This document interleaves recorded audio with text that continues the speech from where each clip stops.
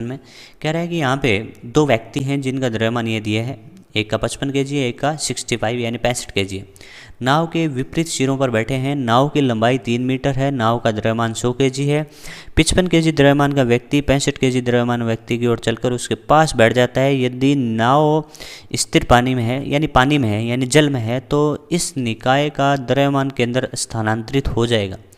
इस वाले में अपने से 3 टाइप के क्वेश्चन पूछे जाते हैं। जैसे अपने से क्वेश्चन पूछ लिया जाए, पहला जैसे ये पूछा जाए कि इसका द्रव्यमान के अंदर कहाँ पे ट्रांसफर होगा। दूसरा पूछ लिया जाए कि पहले आदमी में विस्थापन कितना होगा, कितना चलेगा। दूसरा पूछ लिया नाव में विस्थापन कितना होगा। तो दूसरा और तीसरे में तो लॉजिक है, उसका आंसर भी आता है, लेकिन जो दूसरे और तीसरे का आंसर जो फाइंड करते हैं ना, उसके पीछे कॉन्सेप्ट क्या होता है पहले उसको देख लेते हैं।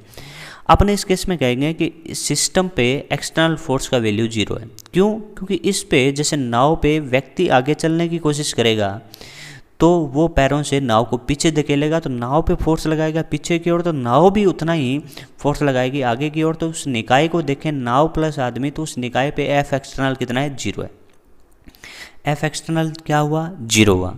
एफ एक्सटर्नल 0 होने से अपन कह सकते हैं कि एफ इक्वल्स टू एम में होता है, तो ए भी 0 हो गया। अब ए 0 होने की वजह से अपन कह सकते हैं कि D V by D T भी क्या होगा? 0 होगा। D V by D T भी क्या होगा? 0 होगा। तो तुम कह सकते हो कि वी तो कांस्टेंट होगा। वी क्या होगा? समझ रहे हो ना? एफ एक्सटर्नल क्या होगा? 0।